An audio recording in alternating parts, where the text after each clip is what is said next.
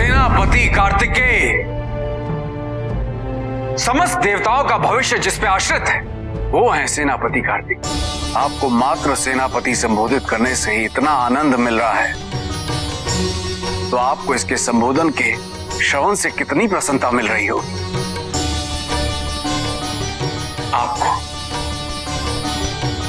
इस रूप में देखकर हम सभी धन्य हो गए।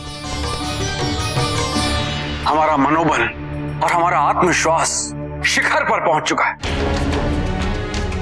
आपके नेतृत्व में देवताओं का विजयी होना सुनिश्चित है। आपकी शक्तियों के समक्ष तारकासुर पूर्णतः अशक्त है और युद्ध भूमि में भी आपका वर्चस्व सर्वत्र रहेगा। और इसी प्रक्रिया में आपको सर्वप्रथम तारकासुर के शोषण से स्वर्गलोक को मुक्त कराना होगा, और स्वर्गलोक की मुक्ति ही आपके युद्ध कौशल को स्थापित करने में सहायक होगी। फिर देखिएगा सेनापति कार्तिकेय, आपकी वीरता का गुणगान अखंड ब्रह्मांड में होगा। अखंड ब्रह्मांड में। निसंदेह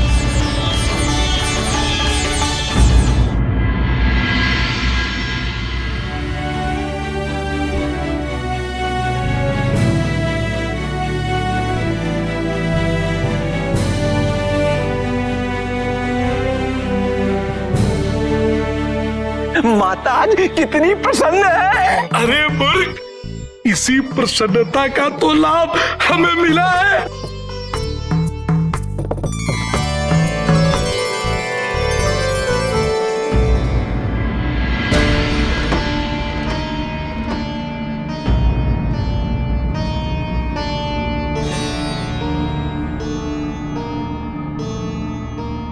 माता ने अपने हाथों से हम सबके लिए अति स्वादिष्ट खीर बनाई है।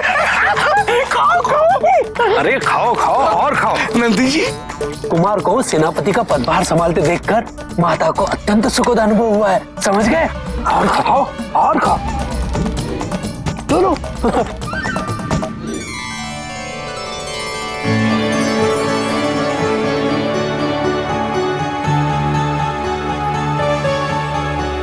अभी तो मैंने सेनापति का पदभार संभाला है। माँ के लिए तो वही बड़े गौरव की बात है पुत्र।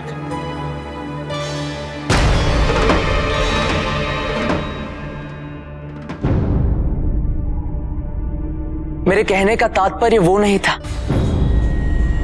मैं तो ये कहना चाहता हूं कि प्रत्येक युद्ध के पश्चात आपको खीर बनाने का अवसर प्राप्त होगा, क्योंकि सेनापति कार्तिकेय के नेतृत्व में कोई भी सेना अदम्य है, अजेय है। मेरी अप्रतिम ऊर्जा और शक्तियों के समक्ष कोई भी शत्रु पूर्णतः अशक्त है, और युद्ध भूमि में मेरा वर्चस्व सर्वत्र रहेगा।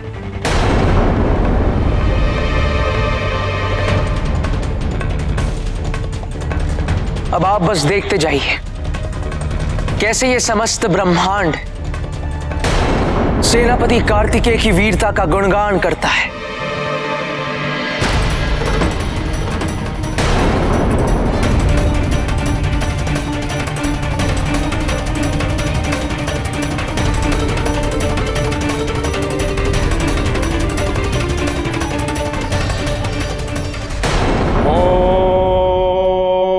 ब्रह्मणे नमः। ओम ब्रह्मणे नमः।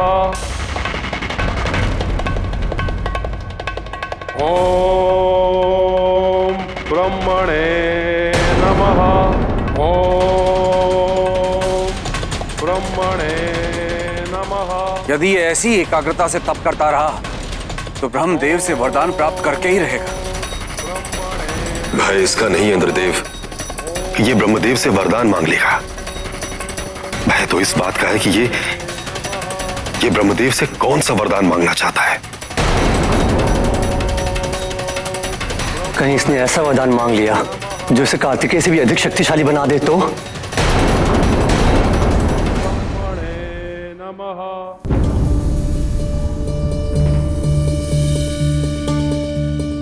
सेनापति कार्तिकेय,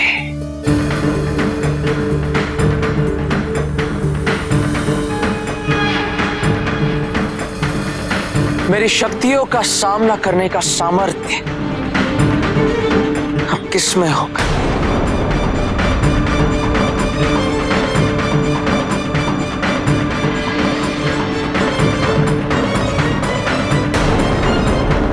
कुमार, आप यहां? मैं आपकी प्रतीक्षा अभ्यास क्षेत्र में कर रहा था।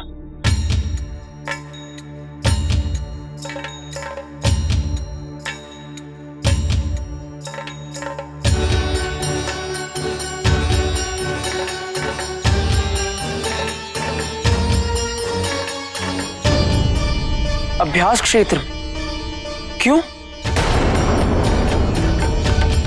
अभ्यास से है तो कुमार? अभ्यास?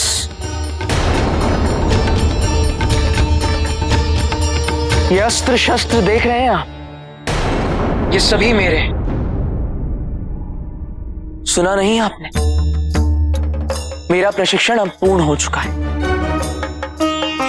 संपूर्ण योद्धा बन चुका हूं मैं। और देवताओं के सेनापति से आप अभ्यास कराएंगे?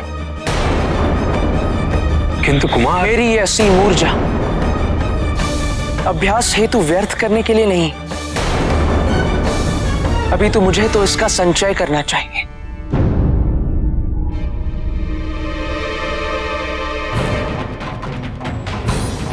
उस महत्वपूर्ण दिन हेतु जब मेरा सामना तारकासुर से होगा। तारकासुर से।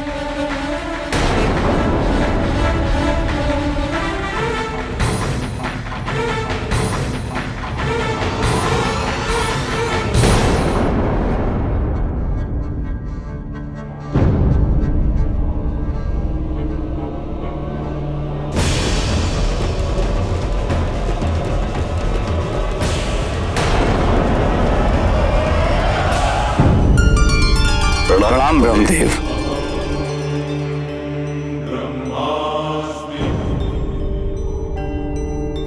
ब्रह्मदेव, उस दुष्ट तारकासुर को कदापि कोई वरदान मत दीजिएगा।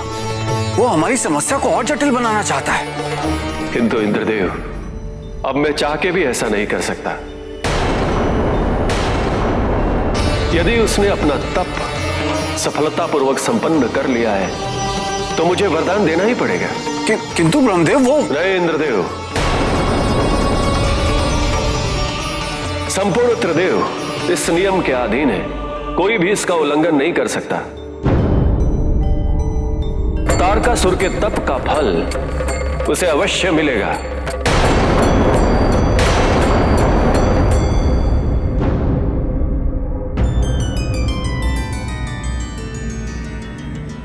कार्तिकेय के सेनापति अभिषेक के पश्चात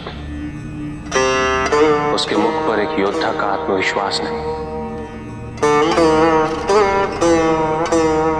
अपितु पद अधिकार ग्रहण करने का अहंकार स्पष्ट हो रहा था। हाँ स्वामी, हमें भी आपसे इसी विषय पर चर्चा करनी थी। कार्तिकेय के अपने व्यक्तित्व की संवेदनशीलता, उसकी कोमलता सेनापति का पद ग्रहण करने से ओझल होती प्रतीत हुई हमें। ऐसा क्यों? कभी भी किसी व्यक्ति का विवेक, उसके संस्कार, निर्भीकता तथा उसके आचरण की परिपक्वता को परखना हो तो उसे शक्तियों से सुसज्जित करता हूं, पद अधिकार सौंपता हूं। परिणाम स्पष्ट हो जाएगा।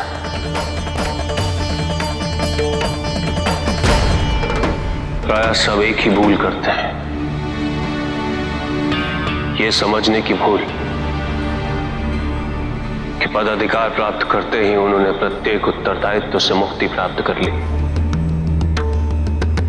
किंतु ये समझना कठिन होता है कि उत्तरदायित्व तो पदाधिकार का अभिन्न अंग है,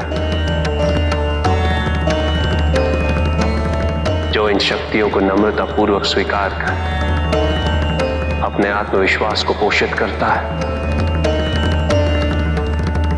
वो सदैव उन्नति की ओर अग्रसर रहता है। किंतु जिनमें इन शक्तियों से, अधिकारों से अहंकार उत्पन्न होने लगे, उनका विनाश निश्चित है।